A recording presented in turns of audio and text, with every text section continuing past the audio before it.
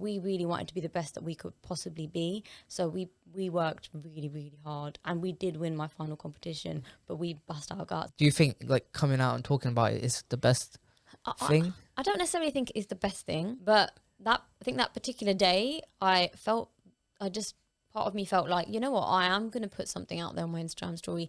Hello everyone and welcome back to the Rohan Plus One show. I'm your host Rohan, and for today I have a very special guest. She's a Bhangra dancer and she's performed for the Queen's Jubilee pageant parade and also just performed at Glastonbury this year. Introducing Jas Aulakh. Hi Hello. Rohan, thank you so much for having me. I'm so No excited worries. to be here today. That's good. How are you? I'm good, how are you? I'm good. Yeah. So when did you get into Bhangra? How long ago did you start? I started training professionally in Bhangra about 14, I forget how old I am, 14 years ago. Yeah. So yeah, 14 years ago at university, I went to the Imperial College of London to do my maths degree. When I was there, the university actually organised what was the only Bhangra competition in the whole of the country at the time, called the Bhangra Showdown. It's still running. It is the longest running competition in this country for Bhangra. I think it is one of the largest Bhangra competitions in the entire world, and my university actually organised that at the time. So I basically auditioned for the Bhangra team, got on, and that is where the whole journey started. Okay, nice. So how was the experience, performing at TBS? What was it like? I loved it. I think I had never done anything like that before. The scale of performing for Bhangra Showdown, I think at the time was like 2,500, 3,000 people. And we got to perform at the most awesome venues. The first year that I did it was at I think it was the London Palladium. London Palladium near Oxford Street. And then the second year was at the Hammersmith Apollo, now called the Eventim Apollo. Yeah. And it was just awesome. It was amazing. Like that rush of being in front of all those people on stage, doing something you love. I really, really enjoyed it. And also getting to be part of a team unit. Like I've never done anything like that before, where you're training every single day, you're around like-minded people who are so passionate about dancing Bhangra music. You're all learning together, you're all growing together, and you're all working towards putting on, a performance and entering this competition.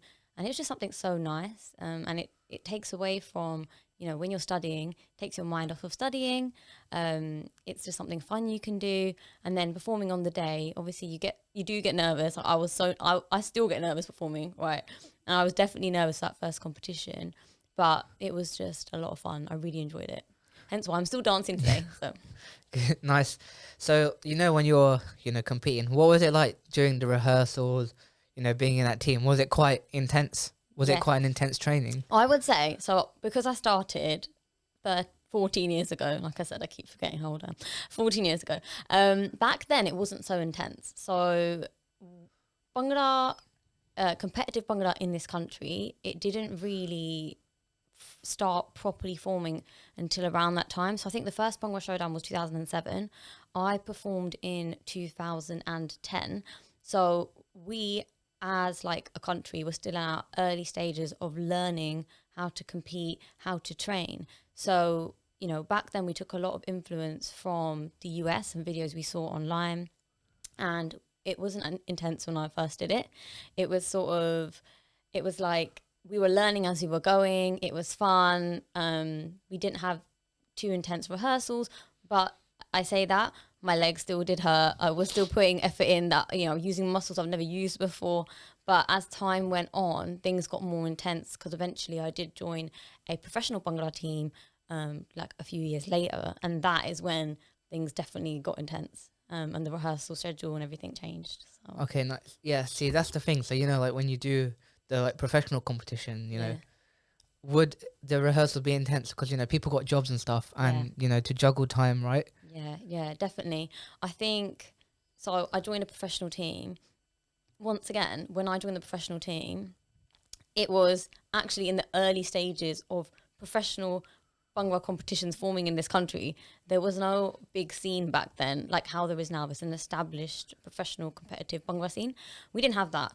It was sort of early days of student competitions, and then the professional scene was just starting to form when I joined it. So once again, we were all on a learning curve together. And by the time I did my final Bhangra competition, you know, the competitive scene was getting pretty well established in this country.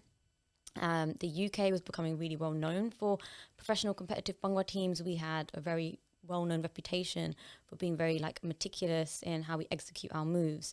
And I had happened by coincidence to join we became one of the world's most elite competitive professional Bhangra teams.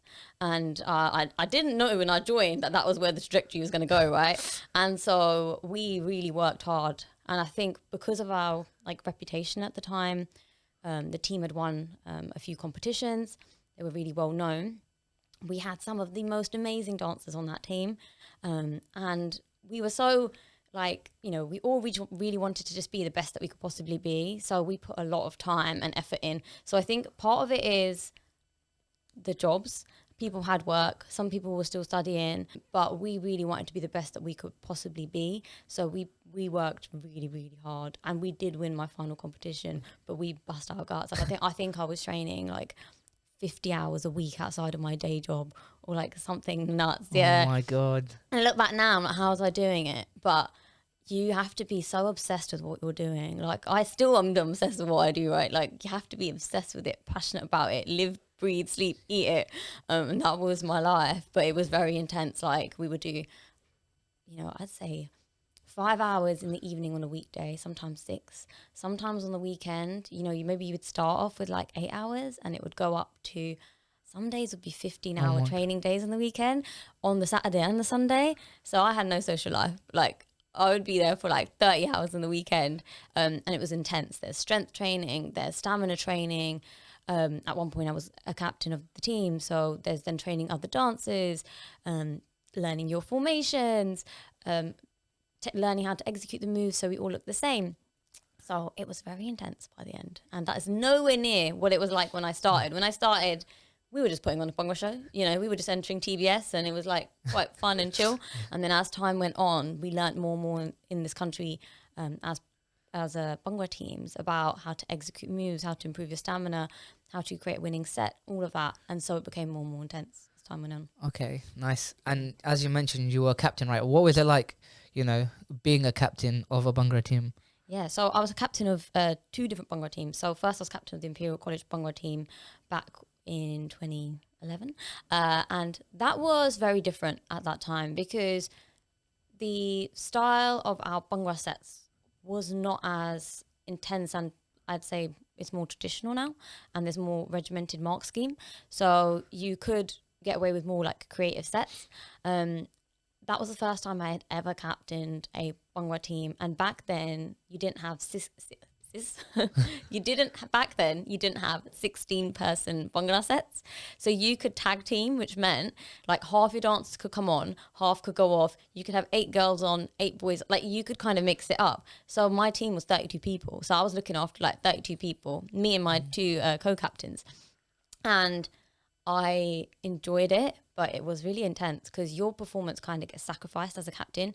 You have to look after, your job is to get everybody else ready, and your performance does get a bit sacrificed. It's called like the captain's curse. If you're ever been a Bhangra captain, it's literally the captain's curse. So it gets sacrificed, but I really enjoyed it. Like I enjoy bringing the best out of people. I enjoy seeing a vision come together. I did enjoy it, but I was trying to study for my maths degree. I was in my second year of my maths degree. So I was trying to do that and dance and like captain the team at the same time. So it was a lot to juggle, but I really did enjoy it. And then I got asked to be captain of my professional Bhangra team at the time, which was called Josh Valetiada.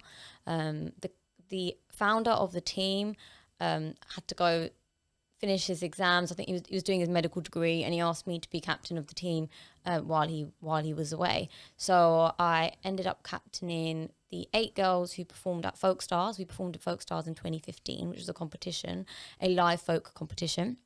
And then we also had the wider team outside of that. So what I was doing was training the girls and taking the training for the Folk Stars competition. And then outside of that, I was training the wider Bhangra team as well for just general training and like upkeeping their stamina and technique. And that was really intense because that was my first professional Bhangra competition. So it was my first professional Bhangra competition. It was also a live competition, and I had never done live folk performance before. I'd never been on an all-girls team before.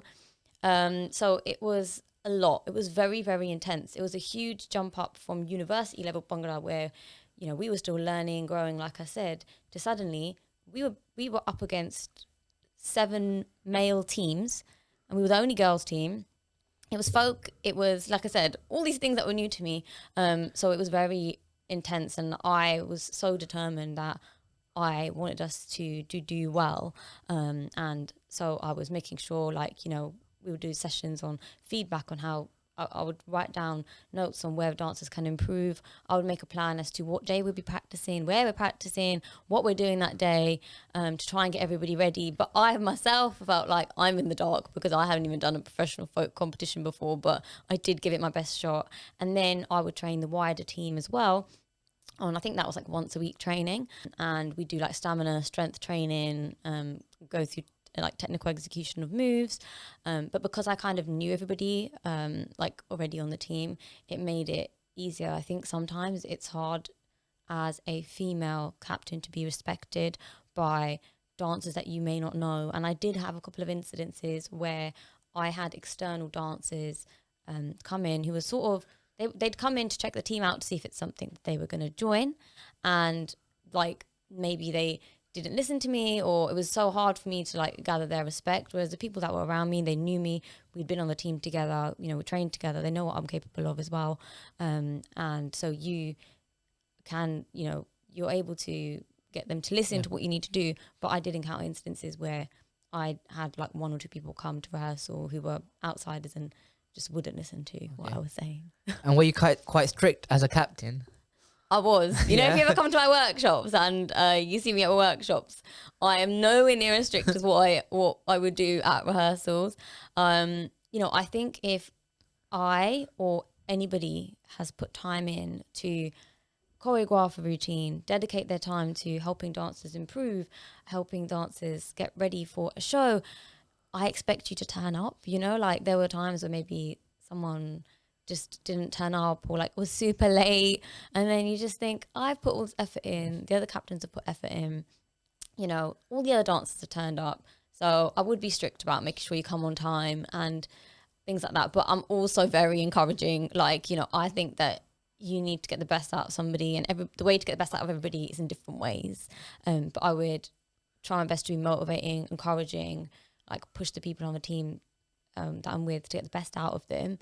But also you have to be strict. Like there have to be boundaries, especially if you're doing a competition. It is not for the faint-hearted. It really isn't. Like you just, the ones that won't survive, like they all kind of filter off, and you have to be able to hack the intensity. And part of it comes with having a strict captain as well. So, yeah, no, I understand. And what do you think of the Bhangra competition scene now to compare to when you were competing? How do you think it's changed?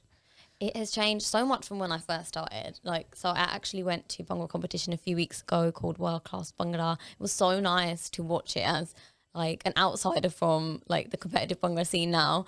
I mean, I stopped back in 2016 as a competitive Bhangra dancer, right? So it's been 7 years and things have changed so much. You know, the teams that are competing now have changed from back in the day when I used to do it, and the caliber is just so high. I watch these dancers now and I'm like, your stamina is insane, and how complex their sets are and how creative they are. It's all changed so much, and I love seeing that. And I think that's so important. Like you want to see growth and you want to see like new blood and new creativity in the competitive scene. So it's definitely changed a lot from even when I stopped, but from when I first started competitive Bhangra, completely different.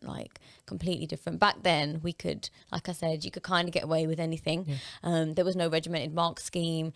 It was more about just enjoying the performance and did you wow the audience. And from then to now, it's just insane. The execution of moves, teams have developed their own styles. You've got really complicated sets. You've got dancers with insane stamina. You know, the outfits have changed.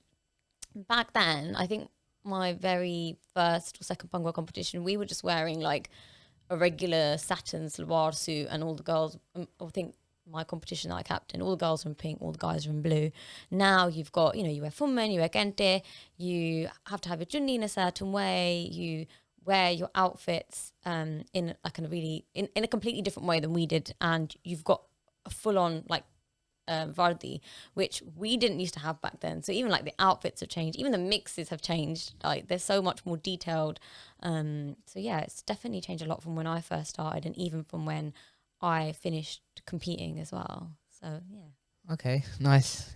And after you stopped competing, what were you doing with your Bhangra down? So after I stopped competing, I needed a break. I did get asked to judge Capital Bhangra in 2017. So I did do that in 2017, which was lovely. I was only female judge on the judging panel for that competition. I think there were 10 teams, which is a lot to judge. So I did that. And then I actually just took a break because I thought at that point in time, and all I had kind of seen in this country as a female Bhangra dancer is you stop once you finish competing. Like a lot of people just vanish, they go off the radar. That's what they do. So I was like, oh, I'm done. I also thought back at university I was done, by the way. I should mention that. After uni Bhangra, I was like, oh, cool, I'm done. That's it now. I had no idea what was to come. I had no idea that I was going to be on this, professional competitive Bhangra team. I had no idea that that scene was going to form in the UK back then. So my trajectory changed back then. And then same thing, after I finished competing with George Valencia, thought that's it, I'm done. Like, cool. Judged in 2017, and I really thought I was done. And at the time, I was studying for my accountancy exams. So I just focused on my accounting exams, doing my day job because I worked in finance. I did work in finance for 11 years. So I was doing my day job, and I did miss dancing though. So what I would do is after work, I discovered the dance class sort of scene in central London, which was sort of at Pineapple Dance Studios or at Danceworks, and they had these timetables of different types of dance, hip hop, street, Bollywood, whatever it might be. And I was like, I might not be a competitive Bhangra dancer anymore, but I still love to dance. So I would after work sign up for courses and classes, and I would be going to these, and I'd go by myself. Like I used to really enjoy it. It'd be like my me time where I just get to dance. So I was just doing that over the years. And I think when it got to 2019, so at this point it'd probably been a 2-year break, I had in that time though helped out like professional competitive Bhangra teams in this country. My friends founded a competitive Bhangra team here, and they would host like rehearsals for their competitions. So sometimes I'd go down and I'd help them out like with their formations, and that was the only sort of link that I still had to competitive Bhangra at the time. And then I also would choreograph my friends' first dances. One of them asked me to do a flash mob at a wedding. I'd perform at my friends' weddings.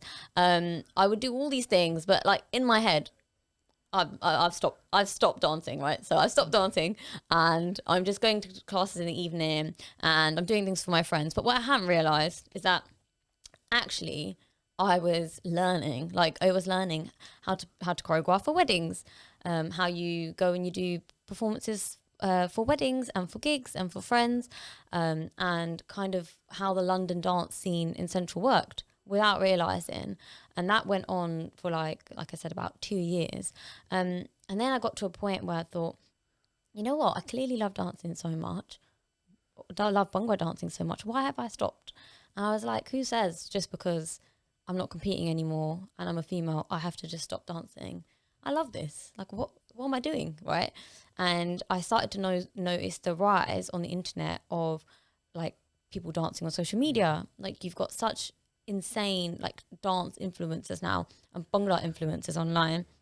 And I started watching YouTube, watching videos, and I was like, oh, there's a whole bunch of people out here who are probably older than me, and they're dancing and they're pursuing their passion, and I can see all these classes in central London, and I thought, why have I stopped? What, like, there should be an avenue for people after competitive Bhangra to continue pursuing it, especially females in Bhangra.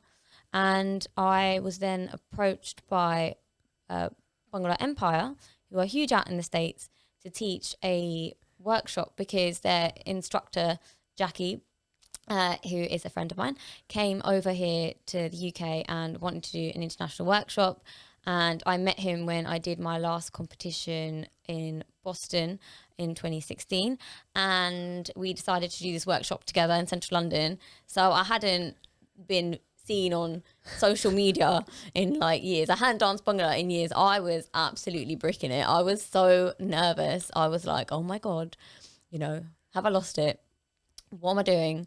Am I going to be able to, you know, do like dance how I used to dance?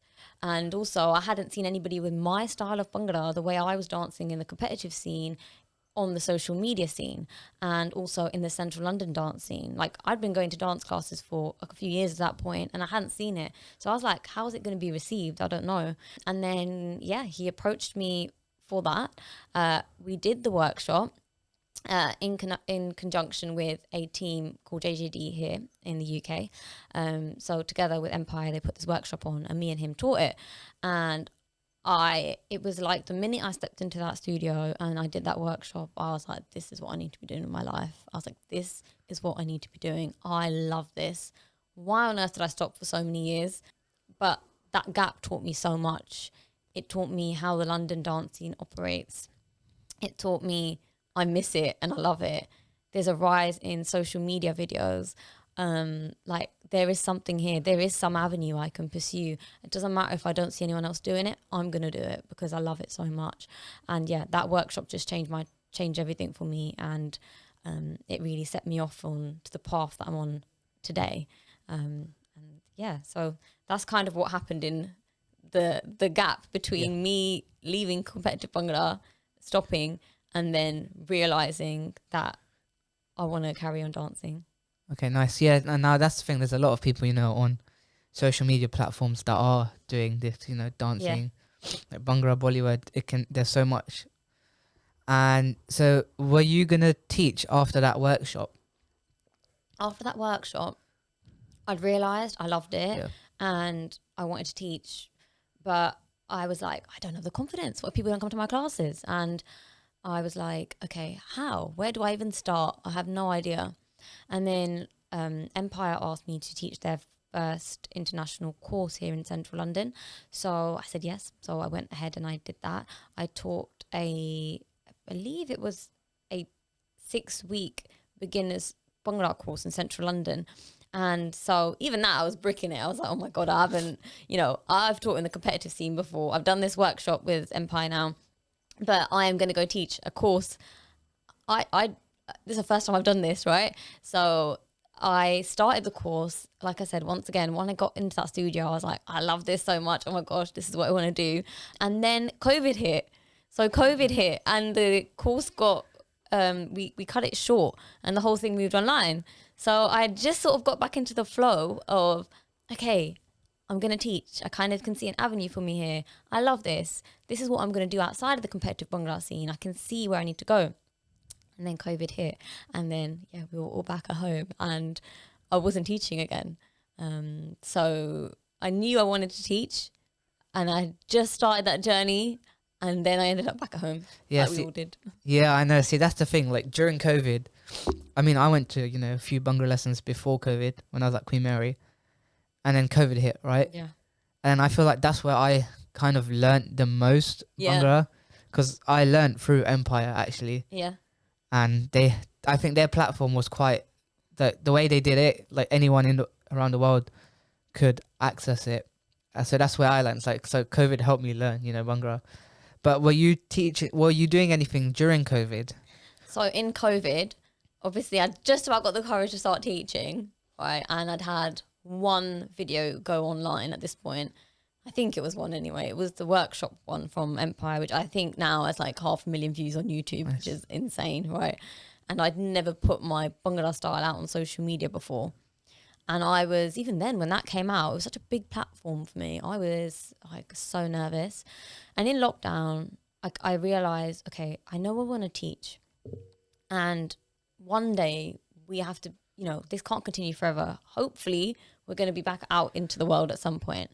And I thought, how am I going to continue pursuing what I do? So I started watching like loads of videos online of different dancers, how they shoot their videos, how they edit their videos, tried to really understand the online space, because before that I was such a grandma with online social media. I still am sometimes, okay, but I really was. If you know me and you spend time with me, you'll realize that you'll wonder how that on earth that she got a social media profile. Okay, so at the time I was full on grandma, did not know how to use Instagram properly, and I really learned. And then actually my younger brother told me to get onto TikTok, and I was like, TikTok, I can't even work out how to use Instagram. How am I going to get on TikTok? And he's like, no, you should do it. So for months and months and months, he was pestering me saying, Jas, you need to get onto TikTok. And I was like, fine. Open this app. Lost. No idea what I'm doing. And he was like, just start posting every day. Start posting like videos, like just start doing something. So I was like, okay, I'm going to do that. I'm going to start making short form videos. And at the beginning I didn't understand how to use TikTok, didn't get like the trends, didn't get anything, but I just started putting videos out, like different clips, like short clips, trends, things that I thought might work. And eventually like some of my videos like started picking up and getting like loads of views. I started putting out online Bhangra tutorials as well, like really short ones, of how to do particular moves, and they started picking up. I also put out small Gidda tutorials, they started picking up. So I was like, okay, there's a platform here for me. I also in lockdown decided to start shooting my own YouTube videos in my garden. So I learned how to edit videos. I learned how to shoot videos, like the sort of composition of a dance video on social media. But I was terrified at that point, because in the competitive scene, whenever you dance, you're in amongst 16 dancers. All your videos are like from far away. You don't really have close-up videos of you dancing, your facial expressions, anything, right? And then when I was shooting this, I was like, it's just me in front of the camera doing a style of Bhangra that I don't really see females doing on social media that often, doing the facial expressions that I do. And I was like, how is this going to be received? I have no idea. But you know what? I love teaching, and I know that from the workshop. I know that from the course I did before lockdown.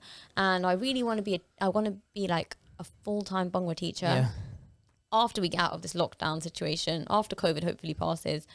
So you know what? I'm going to start putting my videos online. And yeah, like that's kind of where it started. So I spent a lot of my lockdown creating videos, learning how to make videos, getting onto TikTok. One, I really enjoyed it and I loved it.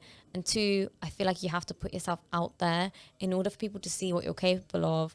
And, you know, if you want to teach, especially in the dance field, people need to see what you're bringing to the table, what your style is. And if they resonate with it, they're going to come to you. So, yeah, that was kind of where my lockdown went. And I also did do a few online classes as well. I did a couple of lives through my Instagram. One was in collaboration with an Instagram page which focused on promoting mental health through Bhangra. And that was the way that the page ran. And I collaborated with them sort of towards the start of lockdown to do a virtual Bhangra session for people while they were home, because I'm really, something that I really do believe in is supporting people's mental health, and I really think Bhangra helps with that. I advocate for that fully, and so I really wanted to do that workshop with them. So I did that online, and I also did one for like to raise money for the NHS. It's like a 2-part one online. So I did bits of teaching outside of TikTok through my Instagram profile on lives, but I predominantly focused on making videos, learning how to make videos, edit videos, to put my craft out into the world with no idea how it would be received. So Okay, nice. And then I know, because this is where I met you. Yeah. So I know, I think after COVID started to ease out, you did, you know, a few rooftop workshops, right? Yeah. And then that's where I first met you. Yeah. And then you did a 4-week course, right? Yes, I did a 4-week course. So what was it like, like once you got back out and teaching in person, what was that like? It was surreal. Yeah. Like, you'd been sitting at home, like not knowing if this was going to end. We were all in that same boat. Not only that, I'd been just putting videos out into like my phone. At this point, it's my phone, right? I don't know who's watching them. I don't know if anyone's going to come to anything I do. And just pursuing my passion. And then to finally be outside, I remember before that very first workshop on the rooftop, like being so nervous. I was so nervous. I was like, what are you doing? I was like, where are you going today? And I was like, oh my God, what if no one likes your style of Bhangra? What if no one likes your choreography? What if you teach too fast? What if the pace is too slow? I just had no idea. And then I went to this rooftop, and I remember you being there because you were so good. Thank I remember you. being like, oh my God, where did this guy learn Bhangra? He's so good. And I remember coming up to you and then being like, you have to do the video with me at the end. Do you remember? Yeah, we did the video. Oh yeah. So at the end of my class, like I always make a video of the routine, and I was like, this guy, he needs to be in the video with me. And then I remember speaking to you at that point in time as well, and how you told me you've been learning online. But I loved it because there I was getting to do what I love. I love connecting with people, and I love connecting with people about Bhangra especially. So I was there in person with people who have come to learn my style of Bhangra from me, and I was having a fantastic time. They were enjoying it, and I think sometimes you build things up in your head and you get nervous, you get anxious, right? But then when you get there, you're like, what was I nervous about? This is what I was born to do. I love this. I enjoy this. I'm so passionate about it. So I had a fantastic time, and I've never taught on a rooftop before. I think that was on a rooftop at a gym in Shoreditch, right? Yeah. Which was like such a cool experience in itself. So I really enjoyed it, and obviously got to meet you. And look where we are. Exactly. What, 2 years later, we're in the studio now. Exactly. On your podcast, like what, 2.5 years later. Yes. So I really enjoyed it. But nerve-wracking to suddenly go from being at home in a less social setting to then teaching again outside on a rooftop and doing your own Bhangra style. And teaching that to people, which I'd never done outside of English outside of the competitive Bhangra scene. So Okay, yeah, nice. And then after you did a 4-week course, then you kind of built after that. Started doing classes, and you built this kind of brand now. Yeah. And what made you wanna build your brand? I think as I've learned over the years, I'm so passionate about teaching people Bhangra. Like back when I was 19 doing it at university, I didn't realize what was to come, and I didn't realize how ingrained in my blood this is, right? And I think my brand building has come from the fact that I really want to now spread joy and happiness through Bhangra to as many people as I possibly can, and I believe that is my purpose on planet Earth, right? So I'm so adamant about building my brand because I want to be able to reach as many people as I can and teach them Bhangra. And I can see when they come to my classes and my workshops how happy people are.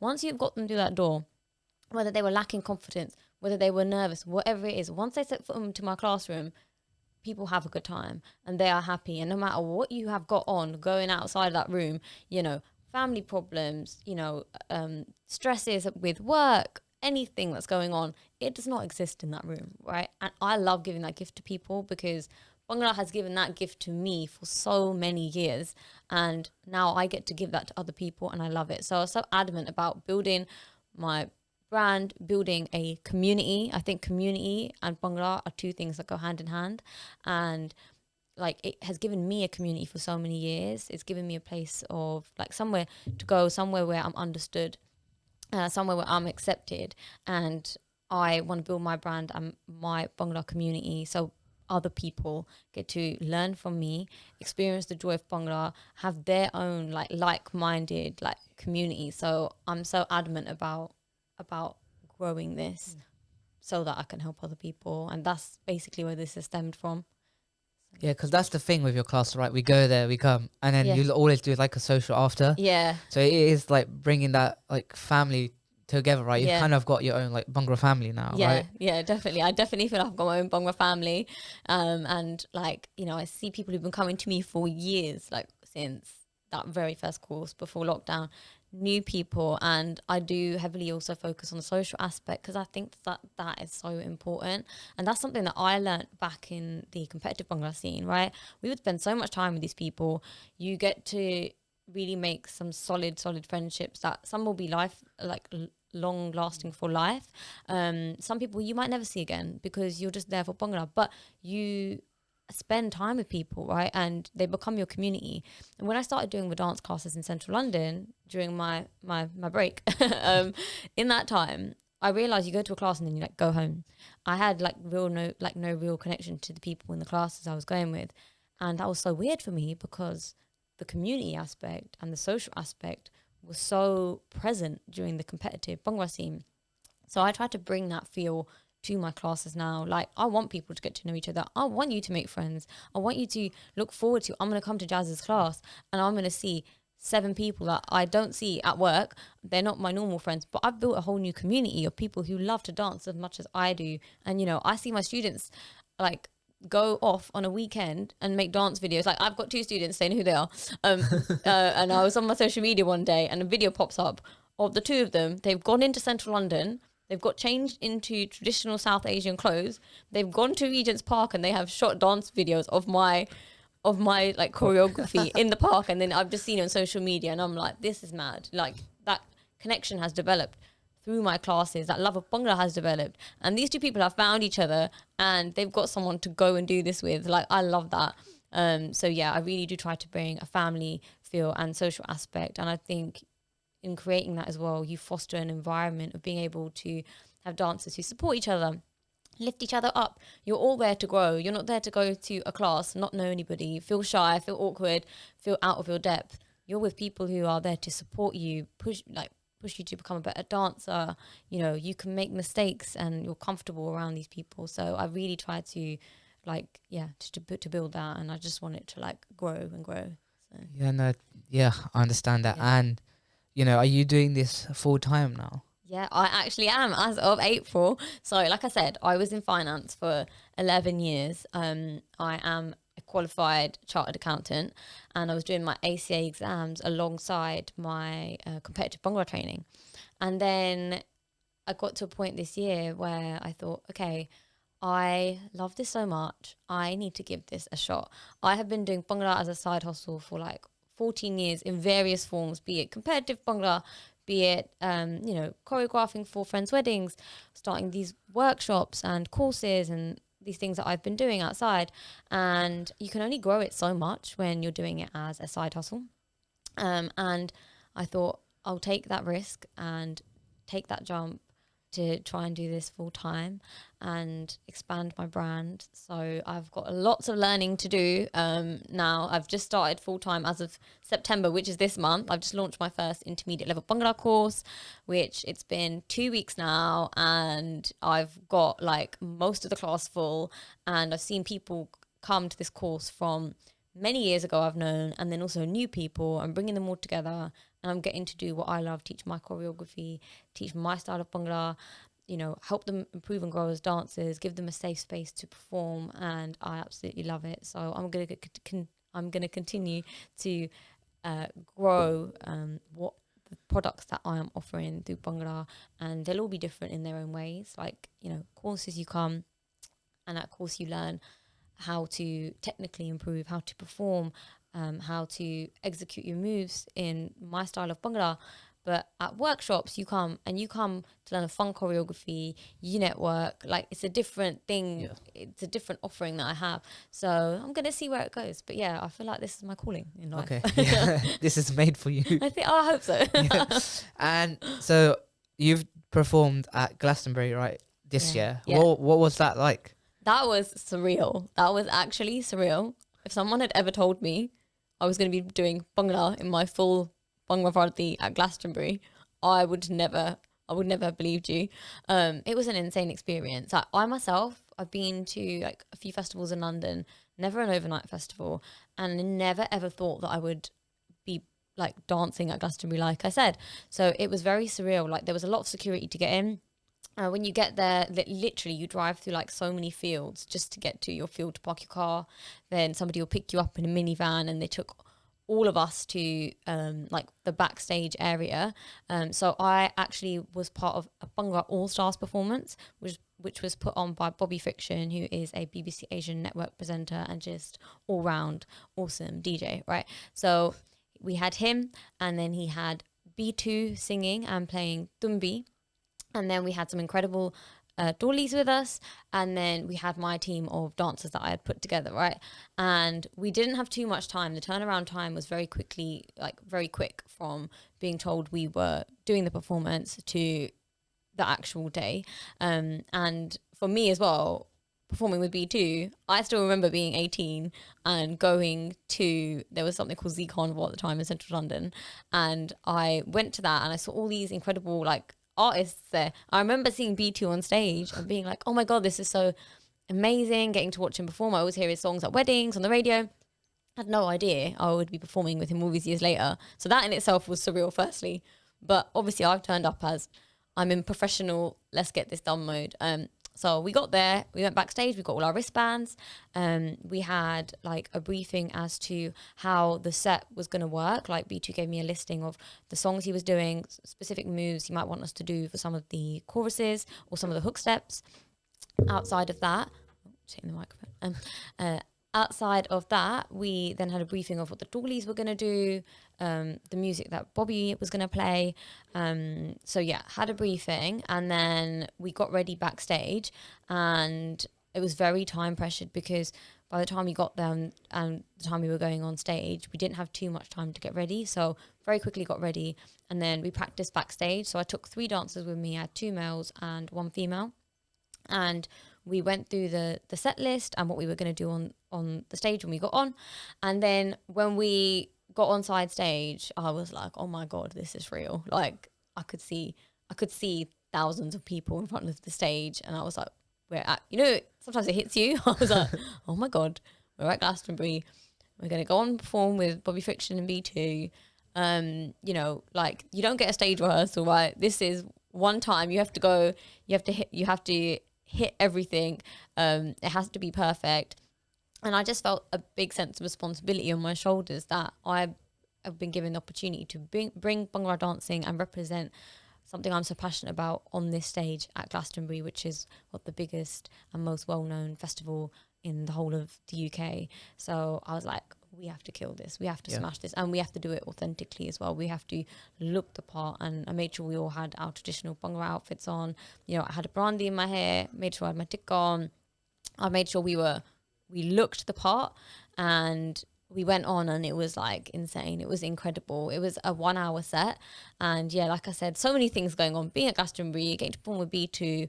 I danced alongside some incredible dancers, and I also danced alongside one of my students, Shivani. She's now my friend. Obviously, Shivani. Yep. But yeah, you guys, I think you might have met at my very first workshop. We all met literally at the workshop. So that first rooftop workshop, right? So from that point to now, 1, I'm on your podcast with you. 2, I had Shivani on stage with me at Glastonbury. So seeing her trajectory from going to our very first workshop to dancing, watching her become this Bhangra performer who is confident and on stage dancing Bhangra with me at Glastonbury, it was surreal for me. I felt so proud of her. Like I'm there and all this is going on for me, but I was so proud of her having her on stage with me. So yeah, it was so surreal. And then we got to go to Glastonbury afterwards. So we got to walk around and like see everything. And yeah, it was an incredible experience and very, very surreal. And I mean, so many things have happened that I never thought would happen through Bhangra in my life. But that at Glastonbury was definitely not one of them. We actually also performed at Shambhala Festival recently as well. So Bobby Friction called me up and asked me if I could bring Bhangra dancing to Shambhala Festival recently too. So off the back of Glastonbury, we've now started something. There's some sort of like movement about Bhangra music and Bhangra dancing being performed and heard at a mainstream UK festival. And like they wanted it at Shambhala too. So I put together a team of 3 dancers and we performed at Shambhala with Bobby Friction. We supported him on stage for a 30-minute set, and that was wild as well. Like the crowd there was nuts. Like I've got a vlog on my YouTube channel, but you can see them all doing the moves, and I'm like, we're getting to bring this joy that it brings me to like beyond my students now, to people who might never have heard Bhangra music, never have seen Bhangra dancing on all these platforms. And I think that that's so important. That's important with Shambhala and Glastonbury, that we get to showcase our culture, our music, our dancing to the wider public who might never come across it. And so as much as I love teaching and bringing joy to Bhangra, spreading that awareness as well is so important, and I'm getting to do that. And anytime you make a small milestone step like this and you get out of your, you move beyond the classroom and you bring what you do in front of people outside of the community, it's a big step forwards. So yeah, and all these performances add to your portfolio, right? But along this journey, have you faced any challenges? I've definitely faced challenges in different forms. One challenge is actually strength and being strong enough to do some of the stuff I do. And, professional athletes or anybody who does any like high intensity form of like training, like I know you've been doing your wrestling training, right? So you might be able to like resonate, especially when you're using muscles you never used before. Sometimes they don't want to work with you, or like you've taken on too much and you know you've ended up with injuries and things. So I definitely faced like a hurdle with that over the years. There were times where in amongst all the trainings I managed to get like injuries and I couldn't dance.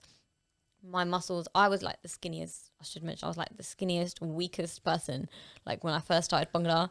And then when my captain told me, like, you need to get way stronger, I was just looking at him blankly, like, how am I supposed to do this? You know, how am I supposed to do this? I don't know. So that was definitely a challenge I faced, because I went from being this skinny, scrawny, like teenager who had like no muscles to, you know, so Bertke, like squats, right? To be able to do 300 to 500 Bertke a day. Like I would do that daily sometimes. And then being able to, so we have stops, like these huge, like it's like a wooden like prop that we use when we dance, and they are heavy. I could not open that beyond here when I started. And when my captain told me I had to open it to here, I was like, yeah, okay, we'll see about that, right? And by the end, you know, I could open it to here and be doing that for like 5 minutes. And that was back in my heyday of competitive Bhangra, right? But it took a lot of work. I'm vegetarian as well, right? So me getting protein is like having to have protein shakes. I learned so much about muscle building, strength, looking after your body, eating right. All of that was a challenge to me, because when I entered the competitive Bhangra scene, I did not know any of that. And I found it really hard to put on muscle and to look after my body properly, to be able to physically execute some of the sets that I was doing. So that has definitely been a challenge. I also think that, being a female in the scene is also a challenge. When I first started, a lot of the focus was that, like, if the girls were going to do a girls segment, because you could do girls or females only segments in a Bhangra set, it would just be Gidda. Like, for some reason, it would just be Gidda back then. I love Gidda. I teach Gidda now as well.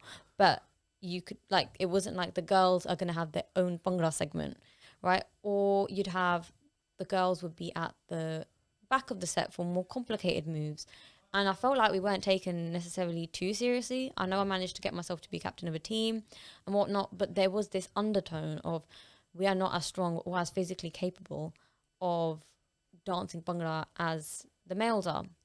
So that was a big challenge. I was very, very fortunate that the professional competitive Bhangra team I joined, George Valencia, was really advocating for female Bhangra dancers to grow and to push ourselves, and our captain really did believe and back us, and he was like, you can be just as good if not better than your male counterparts, and I want you to really push yourselves. And he would put us at the front of sets, like there was no holding back, and I think that elevated it for me. So I was very, very fortunate in that sense. But I believe outside of that community and before I hit that team, there were many challenges, and even now, you know, I still get like comments on TikTok or on socials and stuff like that here and there. You know, you shouldn't be doing this. Bhangra is a man's dance, or this is not graceful. So you face like now social media challenges based off the fact that I'm a female. So I would say those are two sort of big challenges I faced: the strength side, and then being a female in the field and trying to be respected for what you do. Yeah, and talking about, you know, the comments, you've been like receiving other comments as well, right? It's not just about the dancing, but like, how do you take those comments? So you're definitely referring to like recently, like on my Instagram story, on my Instagram story. So recently on my Instagram story, I was talking about body shaming, and that is something that has definitely been happening more frequently recently. And I noticed it on TikTok. I'll get people come on and call me like a stick, or you know, I need to eat more. I literally have people come on there and just say, eat more, and like, I'm just like, why have you come on here to say this? You know, what are you saying? Like, you have no clue about my metabolism, what I eat, you know, anything I've gone through. You don't know me personally, right? So I think when you get comments like that, it is easy to like become sad about it, or like get yourself down about it. But I think what you just have to think is, would you ever do that to someone else? Like, would you ever go on someone's Instagram and be like, you need to eat more? No, I'd be like, I love your dancing. Or, you know, if you've got an opinion on some way they look, I would never go and write that on someone's account. Like that's horrible. That's a horrible thing to do. So you just kind of I suppose you feel sorry for that person, that they're going through something in life that they have felt the need to go and write that on there. And for every like one negative comment you get, you'll get like 10, 20 people who love what you do. You putting yourself out there on that platform and dancing or content creating, whatever you might do, you are impacting someone's life positively in some way. So as easy as it is to say, just don't let it get to you, you've got to think about the positive influence you are having on the world through what you do. And those people who are writing these comments, usually you go on their profile and they got like 0 followers, like they are just got some private account and they're sitting there writing things like keyboard warriors and saying mean things to people. And that's not creating an environment of positivity. And I'd really love to see that person go and make a dance video on social media. Like if they did that, I would give them a round of applause, because it takes guts and it takes courage, and it's so easy to tear someone down in 5 seconds. So yeah, I think the best thing is to block them out. And if you need to block them, that's another thing. Block them. Yeah. Like no one should be allowed to be in your space and say mean things to you. I think that is okay, and you are perfectly entitled to protect your mental space. So yeah, that's my advice. Yeah, and that's the thing with comments, right? Like if you do get one bad comment, like it could hurt you. Yeah. But then if you get one good comment, like it could really boost you. It's like so it's like social media is either like a make it or break it thing. Would you agree? Yeah, I think that basically with social media, like you have to take it with a pinch of salt, right? Like you are going to get really nice comments and you're going to make difference to certain people's lives, and you're also going to get mean comments. But I think that all aside, you just have to keep your goal in mind of why you're doing what you're doing. Are you doing it because you're passionate about it? Do you enjoy it? You want to make a difference to people's lives, because that is what's going to fuel you. That's what's going to drive you to put your content out there in the first place. Are you doing it, because like me, I enjoy dancing, and I want to put my craft out there and bring that joy to other people and hopefully teach people as well. That's my goal here. So the mean comments aside, like you can carry on. That's not going to stop me from doing what I do, because my goal is outside of that. So I think like that's what you just have to keep in mind, is why you're doing what you're doing, and focus on that, as opposed to thinking about like getting jumbled up in the comments, because it's not about that. Are you happy with the content you're putting out, and what is the intention behind it? So yeah, and I guess like sometimes you would come out and speak about it, but then do you always think that's like the right, because in some circumstances it might not be the best solution, right? But like what would you do? What if there was like some negative comments? Yeah, or like would you like, do you think like coming out and talking about it is the best thing? I don't necessarily think it is the best thing, because most of the time I like don't say anything. But I think that particular day part of me felt like, you know what, I am going to put something out there on my Instagram story. And the only reason I did it is it didn't bother me. Like I have been picked on for my size my whole life, so I'm just used to it now. I just felt like I don't want anybody else to feel alone. If somebody else is going through this and they're getting these like comments on their TikTok and whatever, like I'm putting it out there on my story just to let you know you are not alone. So I don't necessarily believe there's a right or wrong way to handle it. I just felt like that day I wanted to. And then I got so well received by so many people saying, I got loads of DMs saying I've, so-and-so said this to me, or I've had this said to me my whole life and I deal with it in this way. And actually ended up building a small community of people who've been through this, be it they are like smaller than me, bigger than me, whatever size they might be. They've all been through something similar. And one, I did feel less alone. And two, I think like them knowing that's happened to me, and that helped them feel less alone. So I don't think there's a right or wrong way to deal with it. But I tend to like usually just keep things like to myself and just carry on, focus on my goals and do what I'm doing. But at that point in time, I just wanted to bring it up and just, put it out there and help people feel less alone. So. Yeah, no, thank you for that. And like to end off, like where do you want to take your journey to? Like what's kind of the next step? Oh God, the next step. Well, now I'm doing this full time. Like I said, my overall goal is to spread the joy of Bhangra to as many people as I can before my time on planet Earth is up. Yeah, like that is my goal. That is going to be my legacy. So I have launched courses in Central London. I was already running workshops, which I'm going to carry on running. And then, I'm going to open up more classes wherever I can outside of London as well, like more with the Punjabi communities are, brown communities, because I myself grew up in West London. in a Punjabi community, and I did not have Bhangra classes there growing up. Like, I always wanted to dance, and I didn't have Bhangra classes, and it gives people a sense of, like I said, community, empowerment. It instills confidence in you. So many things that I think are important to bring into South Asian communities, right? So I want to give back everything that I have learned to local communities as well, especially like the West London community, which is where I'm from. So I am looking to start up classes in West London as well, like community Bhangra classes, see where that goes. You know, I would love to teach internationally as well. I've got students now who from London or were working in London, and now they've moved to other countries, and they're like, Jas, can you please come here and teach a Bhangra class? So hopefully at some point I'll get to go internationally and teach Bhangra. But I already feel like I have achieved way more than I ever thought I was going to with this. Like I said, I thought I quit when I was like 20. I thought I was done. So here I am all these years later, still doing it. And I've done so much more than I ever thought I would do, and touched so many people's lives through Bhangra that for me, I can't even tell you where I think this is going to go, because I don't know. Like, even this year alone, Glastonbury, I was on CBBS, you know, like all these things have happened that in my wildest dreams I never thought would happen. So I can't tell you where it's going to go, but all I know, or how, but all I know is I just want to reach as many people as I can through Bhangra. So I'm going to just teach as many classes in as many places as I possibly can. Yeah, no, that sounds, you know, like a plan, right? So what we'll do, we'll put a link to your website. Thank so, you. you know, whenever you've got a class, you know, whoever sees this can, you know, check out your classes. But the only thing is, make sure you book it as soon as it comes out, because as soon as, you know, Jas releases her classes, they sell out like that. So you want to get there first. That's just a little tip for you lot. Well, thank you. And then you can come meet Rohan at my classes And as you well. can come me too. But yeah, as soon as those classes get posted, book straight away. Thank you. Yeah. And that's a wrap, guys. So make sure you like this video, subscribe, and check Jas's social media channels out. And I'll see you soon. Thank you. Thank you so much for